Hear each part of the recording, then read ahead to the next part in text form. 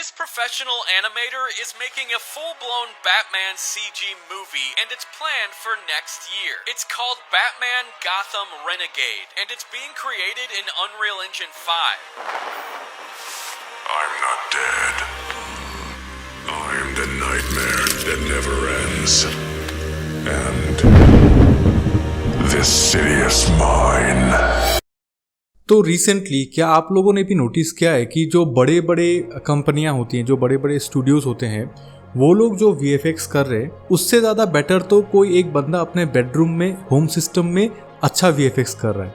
मतलब क्यों individual creators are doing better VFX than big studios in most of the cases, वो क्यों हो रहा है? आज उसी के बारे में डिस्कस करेंगे। Stay tuned.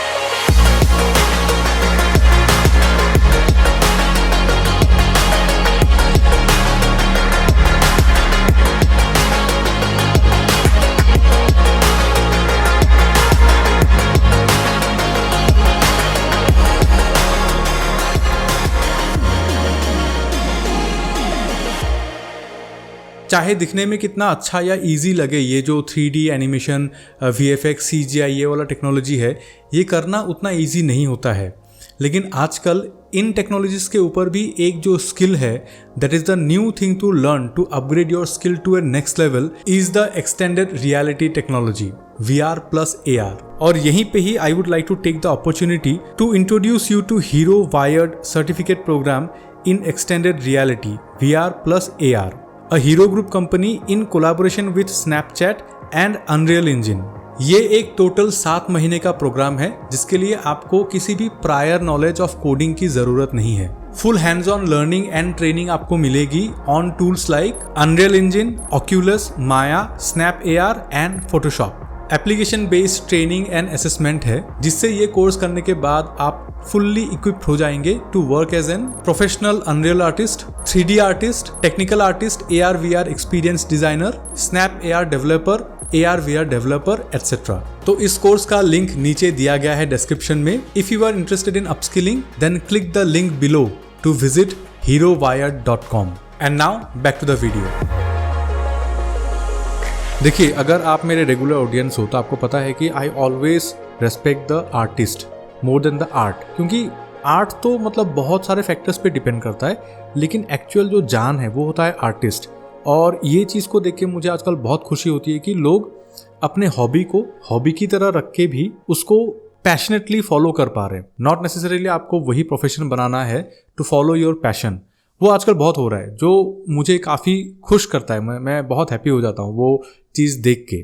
बट क्वेश्चन वही रहता है कि why individual creators will always produce better quality VFX than big studios। अभी ये जो डिस्कशन ना, इसको पॉइंट वाइज डिवाइड करना बहुत मुश्किल है, बिकॉज हर जो पॉइंट है, हर एक पॉइंट दूसरे पॉइंट से जुड़ा हुआ है, उनको सेपरेट नहीं किया जा सकता।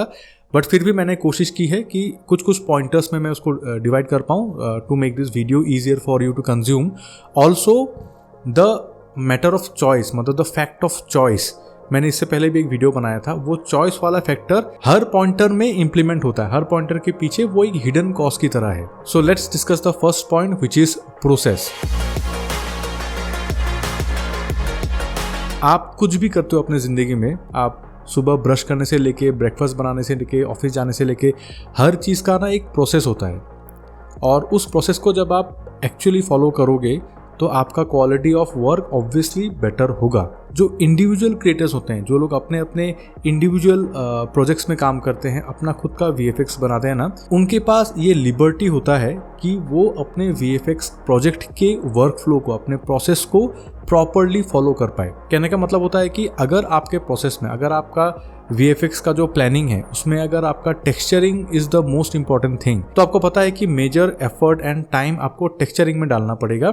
और टेक्सचरिंग का जो वर्क स्पेस होगा, जो टाइम ऑफ वर्क होगा, वो सबसे बड़ा होगा इस प्रोजेक्ट में, और आप वो कर सकते हो because you are in control. और तब डेफिनेटली आपका वो प्रोजेक्ट अच्छे से बन के आएगा। मैंने टेक्सचरिंग सिर्फ एक एग्जाम्पल के लिए दिया है, ये कुछ भी हो सकता है, मतलब किसी प्रोजेक्ट में एनिमेशन हो सकता है, किसी प्रोजेक्ट में लाइटिंग हो सकता है, कुछ भी हो सकता है। बट आपको पता होगा आपके लिए इंपॉर्टेंट क्या है, आप अपना जो वर्क फ्लो है, अपना जो प्रोसेस है, आप उस हिसाब से सेट करोगे। बट बड़े बड़े कंपनीज में क्या होता है पता है, पहले डेडलाइन सेट होता है और डेडलाइन सेट होने के बाद आपको उस डेडलाइन के हिसाब से आपको प्रोसेस बनाना पड़ेगा। और मोस्ट ऑफ द टाइम, मतलब मैं अपने फील्ड में ऐसे वीडियोस बनाता हूँ एंड आई एम लकी कि जो लोग एक्चुअल इस फील्ड में इंडिया में काम कर रहे हैं, I get to talk to them, उनसे बात करके मुझे और भी ज़्यादा इंसाइट्स मिलता है कि how things happen in real life, in actual life, in India specifically. तो पहले डेडलाइन सेट होगा, डेडलाइन के हिसाब से आपको प्लानिंग करना पड़ेगा, आपका जो प्रोसेस है। और प्लानिंग भी बहुत लेवल्स पे होगा,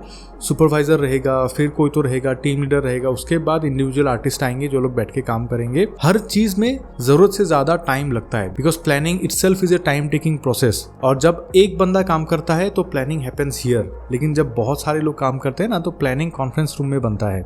और वहाँ पे जाके ना चैलेंज होता है कि आपको पता है कि इस चीज़ में आपको सपोज लाइटिंग में इस बार बहुत ज़्यादा टाइम देना है, लेकिन उतना टाइम आपके पास है ही नहीं। आपका डेडलाइन रीच हो जाएगा, आपको उस डेडलाइन में लाइटिंग भी करना है, टेक्सचरिंग भी करना है, एनिमेशन भी करना है, मोशन ब्लर भी डालना है, सब कुछ करना है। तो वहाँ पे आ जाता है जुगाड़, जो मैक्सिमम स्टूडियोज़ में होता है।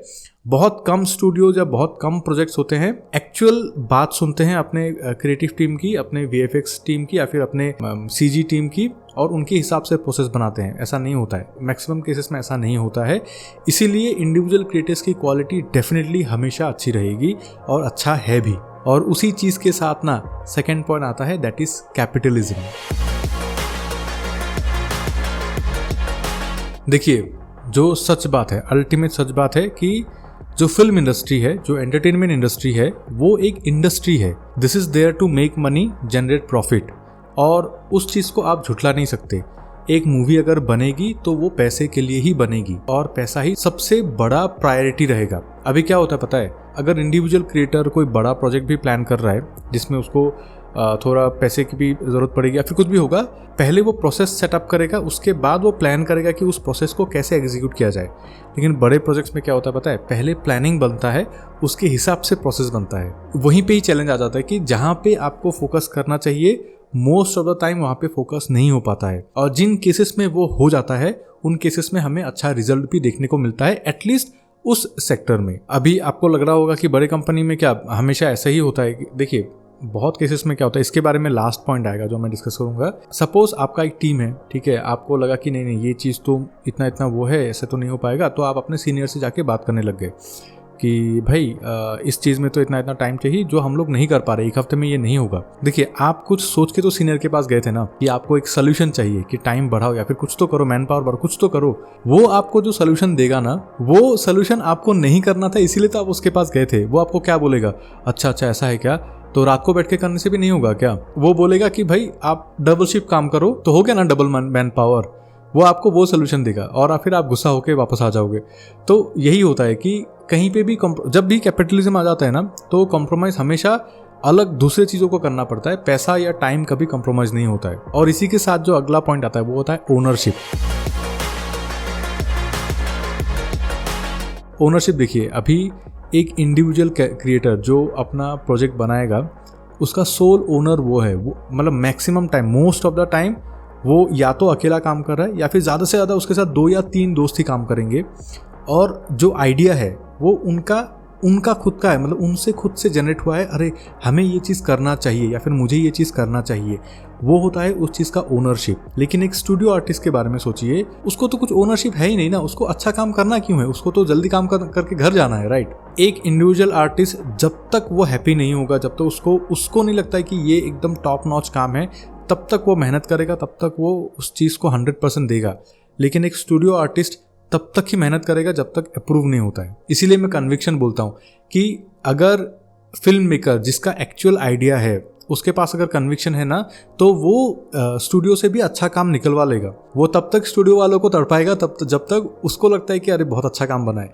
क्योंकि स्टूडियो आर्टिस्ट जो है वो अपने लिए नहीं कर रहा है, वो उसके लिए काम कर रहा है। अगर वो गंदे VFX को भी बोलेगा कि अरे बहुत बढ़िया है, खत्म है, वो तो लैपटॉप बंद करके चला जाए ना घर, आप समझ रहे हो। और देखिए, इंडिविजुअल उसमें भी प्रोसेस होता है, मतलब एक सुपरवाइजर रहेगा, ये रहेगा, वो रहेगा, but at the end of the day ownership किसी का भी नहीं है वहाँ पे। देखिए, कितना भी कंपनी में कितना भी कोई बोले कि मुझे अच्छा काम करना है, यार ये कंपनी मैंने ज्वाइन, किसी को नहीं करना होता है अच्छा काम। अगर अच्छा काम करना होता है तो आज सब लोग जॉब छोड़ के अपना खुद का अच्छा काम करते। जॉब में किसी को भी अच्छा काम नहीं करना होता है, जॉब में सबको सैलरी लेना होता है, स्टेबिलिटी चाहिए, इसीलिए लोग जॉब करते हैं। तो इसीलिए मतलब जो सीनियर लीडरशिप होता है या फिर जो क्लाइंट्स होते हैं उन लोग को स्ट्रांग होना पड़ेगा, तभी एक अच्छा काम एक एम्प्लॉय करेगा या फिर एक टीम मेंबर करेगा। आपका नहीं करता, वो ओनरशिप वाली बात है ना, ओनरशिप है ही नहीं। और उसी के साथ ही आता है अगला पॉइंट कि क्यों एक इंडिविजुअल आर्टिस्ट अच्छा काम करता है लेकिन बड़े बड़े स्टूडियोज वैसा नहीं कर पाते। उसमें आता है पैशन वर्सेस प्रोफेशन। देखिए मोस्ट ऑफ द टाइम आप अभी यूट्यूब में एक जो बूम आया है VFX का, CGI का, अगर आप देखोगे तो सारे लोग ना यंग हैं, वो लोग दे आर एकदम फिल्ड विथ क्रिएटिव जूसेस बोलते हैं ना, उन लोग का क्रिएटिविटी फ्लो हो रहा है, उनको बस अपना क्रिएटिविटी दुनिया को दिखाना है। वर्सेस एक स्टूडियो जहाँ पे लोगों को हायर किया हुआ है, उनका जीवनी, उनका प्रोफेशन है, वो they are drained out of creative juice, उनके पास कुछ है नहीं, उनको बस जाना है, काम करना है, खत्म करना है, वो घर आना है। इसीलिए वो डिफरेंस आ जाता है काम का। और देखिए यहाँ पे एक और चीज़ आता है कि जब आप एक सिस्टम का पार्ट होते हो ना, ये कोई पॉइंटर नहीं है, आई डोंट थिंक इसमें मैं कोई पॉइंटर डाल सकता हूँ, लेकिन जब आप एक सिस्टम का पार्ट होकर काम करते हो तो बहुत सारे लेयर्स पे आपको काम करना पड़ता है, आपका ओनरशिप बहुत घट जाता है। कहने का मतलब है कि जो इंडिविजुअल आर्टिस्ट होगा, इससे पहले मैंने बोला वो पॉइंट कि वो अपना 100% देगा, लेकिन स्टूडियो में क्या होगा पता है, दे के फायदा नहीं है, क्योंकि आपको नहीं पता, आप अपना 100% दोगे, बहुत सही बनाया, लेकिन आपका सुपरवाइजर अगर वैसा नहीं है, उसका अगर विजन अलग है, तो वो तो आपको रिवीजन करने के लिए बोलेगा ना, तो क्या फ़ायदा। तो आप अपने सुपरवाइजर के लिए काम करोगे कि अरे इसको ना ऐसा ही अच्छा लगता है, मैं ऐसा ही बनाऊंगा, इतना अप्रूव हो जाएगा, ठीक है, ये डायरेक्टर को ऐसा ही अच्छा लगता है, इतना ही बनाऊंगा, खत्म है। तो इसीलिए वही होता है कि इसीलिए studios are not able to do good. और फिर सिस्टम का जब पार्ट होते हो ना, तो बजट भी आ जाता है, क्योंकि कंपनी को तो बिजनेस भी करना है ना। जैसे कि देखिए जो इंडिविजुअल आर्टिस्ट होगा, उसको जब आइडिया आएगा ना, वो अपना खाना पीना सोना सब कुछ अपने आप सेक्रीफाइस कॉम्प्रोमाइज़ कर देगा। मतलब वो रात को सोएगा 2 बजे, उठेगा 6 बजे, और सोते वक्त भी सोचेगा अरे यार मतलब मुझे सुबह उठ के ये करना था, वो सपने में भी उसको वही आएगा। उतने लेवल का ओनरशिप उसके पास होता है, उतने लेवल का पैशन उसको होगा, वो अच्छा काम करके दिखाएगा ही दिखाएगा। लेकिन एक स्टूडियो एक सिस्टम में वो बंधा हुआ है, उसको पता नहीं यार कितने लेवल में उसको अप्रूवल लेना पड़ेगा, कितना लेवल का फिल्टर उसको लगेगा, पोलराइजर लगेगा, कितना कुछ होगा, कुछ नहीं पता। बट द सैड थिंग, मतलब मैं जो बोलते हुए मुझे सबसे ज़्यादा दुख होता है, एक इंडिविजुअल आर्टिस्ट जितना अच्छा कर पा रहा है ना, वही अगर एक सिस्टम का पार्ट बनेगा तो वो नहीं कर पाएगा उतना अच्छा। वो मैं लिख के दे रहा हूँ, नहीं होगा। अगर वैसे 10 लोग भी, अगर सपोज उसी लेवल के अगर 10 लोग का एक टीम बना के आप एक सिस्टम में डाल दो ना, वो 10 लोग मिलके भी एक बंदे के बराबर अच्छा काम नहीं कर पाएगा। इसीलिए बोलते हैं ना इंडी मूवीज, स्टूडियो मूवीज, इंडी मूवीज लोगों को ज़्यादा पसंद आती है और वहाँ पे पैशन दिखता है। स्टूडियो मूवीज में क्या, सबको तो पैसा ही चाहिए ना, अल्टीमेटली पैसा ही चाहिए। और अभी इसके बाद जो मैं रीज़न बताऊंगा ना, that is the biggest reason कि इंडिविजुअल आर्टिस्ट स्टूडियो से बेटर कर रहे हैं, कंपटीशन। हो सकता है इन अ परफेक्ट वर्ल्ड कि एक ऐसा कंपनी कहीं पे बना है जहाँ पे वो लोग VFX आर्टिस्ट या फिर अपने कंपोजिटर्स, ग्राफिक डिज़ाइनर्स के हिसाब से चलते हैं। वो लोग बोलते हैं कि नहीं, हम लोग बेस्ट काम करके देंगे और इस काम में मुझे 1 हफ्ता चाहिए ही चाहिए। वो क्लाइंट को जाके बोल देगा कि आप मुझे 1 हफ्ता दो, मैं आपको ये क्वालिटी करके दे दूंगा। देखिए, अगर एक परफेक्ट वर्ल्ड में वैसी कंपनी या फिर वैसा एक टीम आपको दिखेगा, मिलेगा, ठीक है, मार्केट में हो भी सकते हैं, तब क्या होगा पता है, तब ना कंपटीशन किक इन कर देगा। जो क्लाइंट है वो नहीं रुकेगा, ठीक है, उसको क्वालिटी मैटर करता है। ऑब्वियसली बहुत लोगों के लिए क्वालिटी मैटर करता है, और जिन लोगों के लिए क्वालिटी मैटर करता है वो लोग क्वालिटी निकाल लेंगे। 99% टाइम पे ना क्वालिटी मैटर नहीं करता, उनको मुनाफा, प्रॉफिट चाहिए। जो अच्छा स्टूडियो है, जो परफेक्ट स्टूडियो है, उसने बोला कि मुझे 1 हफ्ता चाहिए और मुझे $100 चाहिए इस काम के लिए। एग्जाम्पल के लिए बोल रहा हूँ। मार्केट में कोई ऐसा निकल जाएगा जो आपको बोलेगा ठीक है मैं 5 दिन में करके दूंगा, $80 में करके दूंगा। जो क्लाइंट है ना, वो 5 दिन और $80 वाले स्टूडियो के पास ही चला जाएगा। तभी ना ये कंपटीशन किक इन कर जाता है। तो obviously he lost a client. जो अच्छा बन के क्लाइंट को लूज करके क्या फायदा ना, अल्टीमेटली उसको भी तो सैलरी देना है अपने एम्प्लॉयज़ को। तो वहीं पे ही कॉम्प्रोमाइजेशन आ जाता है, और वहीं पे कंपटीशन के वजह से ना हर चीज़, आप समझ रहे हो, कैपिटलिज्म जिसको बोलते हैं। ये पॉइंट मैंने पहले भी डिस्कस किया हुआ है। तो इसीलिए देखिए अभी क्या है ना कि आपको जो यूट्यूब में अभी दिख रहा है ना, इनफैक्ट यूट्यूबर्स भी, आप देखिए बहुत सारे बड़े बड़े यूट्यूबर्स होते हैं जो बड़े बड़े ब्रांड्स के लिए कभी कभी वीडियोस बनाते हैं। आप लोग देखिएगा, उनको बहुत व्यूज़ मिलते हैं, लेकिन एज एन ऑडियंस आप देखना, जो बंदा अपने चैनल के लिए वीडियो बना रहा है, वही अगर किसी कंपनी के लिए वीडियो बनाएगा ना, उसका वीडियो का क्वालिटी, कंटेंट का क्वालिटी ऑटोमेटिकली डाउन चला जाता है, ऑटोमेटिकली होता है। Now he is an individual और then he is a part of a system. आप समझ रहे हो? इंडिविजुअल होके वो अपने दिल की बात बोलेगा, पार्ट ऑफ द सिस्टम में वो बोलेगा अरे ये क्यों बोले, इसको काट दो तुम, जो मे बी क्रक्स होगा उस चीज़ का। तो वही बात है कि इसीलिए इंडिविजुअल आर्टिस्ट ना हमेशा हमेशा बेटर करेंगे देन स्टूडियो आर्टिस्ट। इसका मतलब ये नहीं है कि इंडिविजुअल आर्टिस्ट के पास टैलेंट ज़्यादा है या फिर स्टूडियो आर्टिस्ट के पास टैलेंट नहीं है। स्टूडियो में जो लोग जॉब करते हैं वो करते हैं, उन लोग के पास मैसिव टैलेंट है, उन लोग को एक फिल्टर के थ्रू जाके इंटरव्यू देके उनको जॉब मिला। तो टैलेंट का प्रॉब्लम है ही नहीं, प्रॉब्लम है जो सारे पॉइंटर्स मैंने यहाँ पे बोला। और ये वीडियो भी इसीलिए बनाया क्योंकि एक रेस्पॉन्स की तरह है, क्योंकि मुझे बहुत सारे कमेंट्स आ रहे थे कि भाई ये लोग क्यों इतना बना रहे हैं, ये लोग सारा बजट खा जाते हैं, ये करते हैं, मूवीज़ इतना अच्छा VFX क्यों नहीं कर पाते हैं। देखिए बहुत सारे रीजंस होते हैं एंड आई बिलीव कि मैंने सारे रीजंस को डिस्कस किया यहाँ पे। अगर आपको लगता है कि I made sense then please hit the like button. Do not forget to subscribe for more videos like this. मैं सीन ब्रेकडाउन्स करता हूँ, VFX ब्रेकडाउन्स करता हूँ, लाइफ के बारे में बात करता हूँ, बहुत सारी चीज़ें होती हैं इस चैनल में जिसका नाम है किबा किबी, which means कुछ भी in Assamese. So this is Shamim, you're watching Kiba Kibi. See you in the next video.